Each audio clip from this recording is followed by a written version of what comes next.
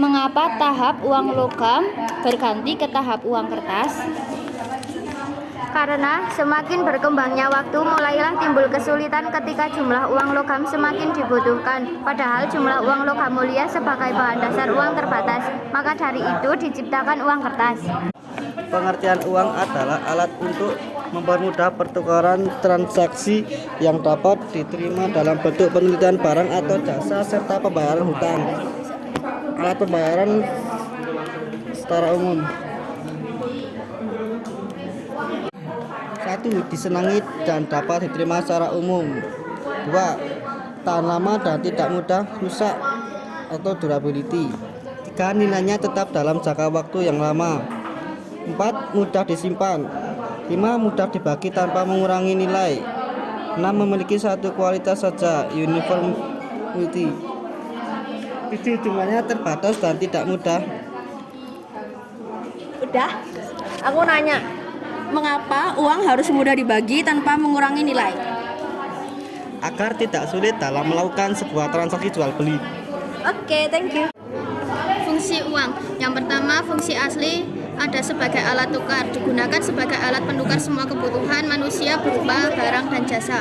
Yang kedua, ada sebagai satuan hitung, digunakan untuk membandingkan nilai tukar barang dengan barang yang lain. Kemudian ada fungsi turunan. Yang pertama, uang sebagai alat pembayaran. Yang kedua, uang sebagai alat penyimpan kekayaan. Yang ketiga, uang sebagai alat pembentuk modal. Yang keempat, uang sebagai alat pemindah kekayaan. Yang kelima, uang sebagai alat penunjuk harga.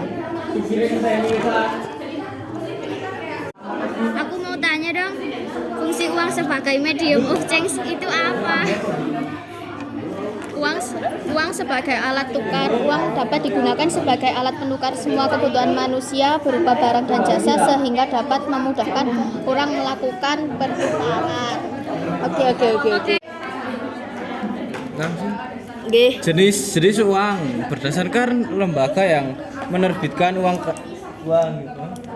Oke, uang kartal, uang yang beredar sehari-hari sebagai alat pembayaran yang sah dan wajib diterima masyarakat, terdiri dari uang logam dan uang kertas. Uang giral merupakan saldo rekening karena yang ada di bank, dapat digunakan sewaktu-waktu, bentuk berupa cek, giro, atau telegraphic transfer. Jenis-jenis berdasarkan nilainya. Full blown money bernilai penuh merupakan uang yang nilai intrinsiknya sama dengan nilai nominalnya. Misalnya uang logam yang terbuat dari emas. Kedua, uang yang tidak bernilai penuh memiliki nilai interaksi lebih kecil dari nilai nominalnya. Aku mau tanya. Apa contoh uang bernilai penuh? Contoh uang bernilai penuh adalah uang logam karena nilai bahan pembuatan logam sama dengan nilai yang tertulis. Oke.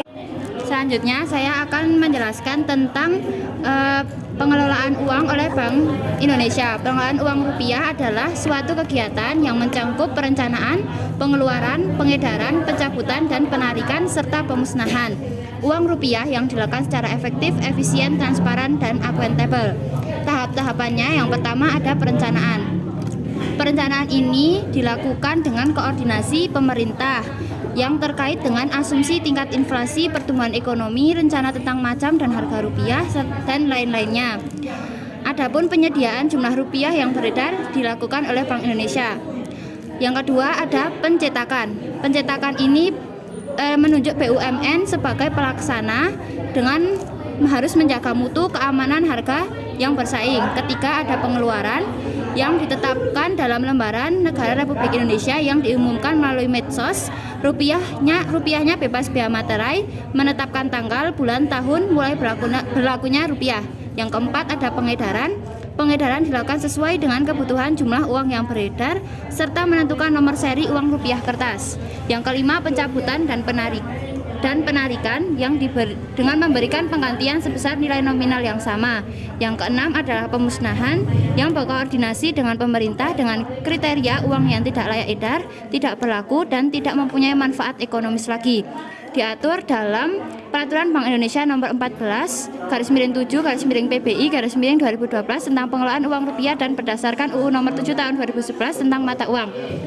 Makanya, bagaimana cara Bank Indonesia menentukan uang yang akan dicetak? Bank Indonesia menentukan uang yang dicetak berdasarkan rencana cetak dalam periode tertentu. Oke, lanjut. Sekarang saya akan menjelaskan bagian unsur pengaman uang. Jadi unsur pengaman uang pada uang kertas rupiah itu meliputi bahan uang dan teknik cetaknya.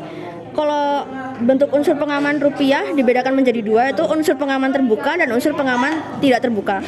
Kalau terbuka itu dapat dilihat secara langsung, dilakukan secara kasat mata dengan mata telanjang menggunakan alat sederhana seperti kaca pembesar maupun lewat rabaan tangan. Kalau yang unsur pengaman tidak terbuka itu dilihat dengan mesin yang memiliki sensor sehingga tingkat kepastian dan kecepatannya cukup tinggi untuk mengetahui pengaman pada uang. Pertimbangan apa sih yang dipilih untuk pengaman uang kertas? Yang pertama itu semakin besar nominal pada uang, maka tingkat pengamanannya akan lebih tinggi dan canggih. Yang kedua, unsur pengaman yang dipilih berdasarkan perkembangan teknologi dan hasil penelitian. Terus apa juga sih pertimbangan yang dipilih sebagai unsur pengaman uang logam? Kalau uang logam yang pertama itu setiap uangnya bisa dikenali dengan mudah secara kasat mata. Yang kedua, bahan yang tahan lama dan tidak membahayakan. Yang ketiga, ukuran yang sesuai, tidak besar dan tidak berat. Nah, secara umum itu unsur-unsur pengaman uang rupiah ada sekitar 11 lah. Yang pertama itu uang kertas rupiah terbuat dari serat kapas. Serat kapas dinilai lebih lentur dan tidak mudah sobek untuk membuat uang gitu loh. Ya, gitulah. Terus yang kedua itu ada tanda air, watermark, dan elektrotipe.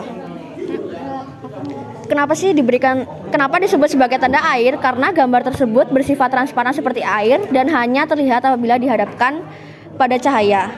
Elektrotype merupakan salah satu unsur pengaman rupiah berupa ornamen dan logo Bank Indonesia yang hanya terlihat saat diterawang. Terdapat pada uang emisi 2016. Yang ketiga ada benang pengaman atau security thread, yaitu tanda dalam uang asli yang ditanam di tengah ketebalan kertas dan akan terlihat seperti dianyam sehingga tampak sebagai garis melintang dari atas ke bawah. Pada uang emisi 2022, teknologi benang pengaman disebut microlenses. Benang ini itu termasuk teknologi yang paling tinggi dan terdapat pada uang kertas pecahan 75.000. Dan dengan teknologi tersebut pada benang pengaman bisa berubah-ubah dan bergerak-gerak ya. Yang keempat ada cetak intaglio. Cetak intaglio itu menghasilkan tekstur kasar pada uang. Tekstur kasarnya itu ada pada gambar utama, angka nominal, huruf terbilang, dan lambang negara burung Garuda. Yang kelima ada gambar saling isi atau recto verso. Recto verso itu cetak khusus yang membuat sebuah gambar berada di posisi yang sama serta saling membelakangi di bagian depan dan belakang. Recto verso pada uang terdapat pada logo Bank Indonesia. Akan terlihat utuh apabila diterawang ke arah cahaya. Biasanya terdapat pada uang emisi 2006. Yang keenam ada tinta berubah warna dan color shifting in. Hasil cetak mengkilap yang berubah warnanya bila dilihat dari sudut pandang yang berbeda.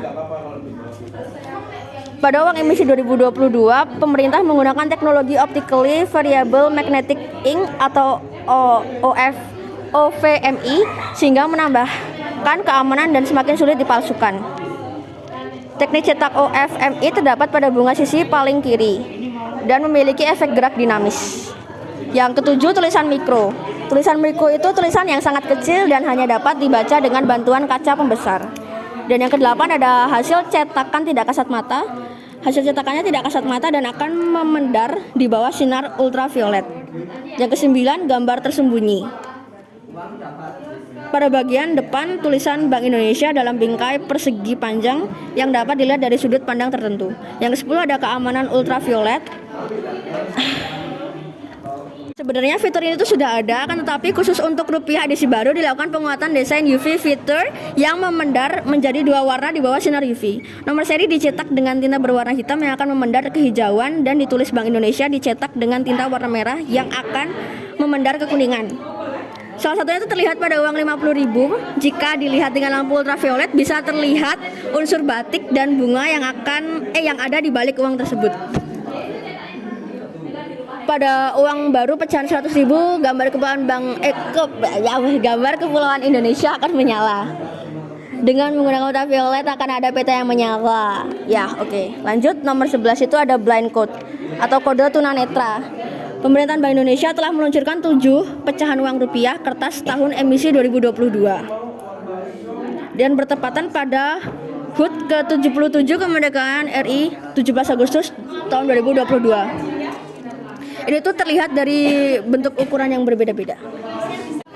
Aku mau bertanya, bagaimana cara mengecek uang palsu? Oke, cara ngecek uang palsu itu dapat dilihat itu dari perubahan warna dan pada benang pengamannya. Yang kedua dengan cara diraba, apakah ada bagian tekstur yang kasar atau tidak. Pastikan ada tekstur kasar di bagian uang nominal, di bagian Garuda. Ya intinya di bagian beberapa yang kasar. Terus yang ketiga dengan cara diterawang. Diterawang itu di bawah sinar matahari atau lewat sinar UV ditemukan gambar pahlawan atau bisa juga kelihatan gambar batik. Oke? Terima kasih.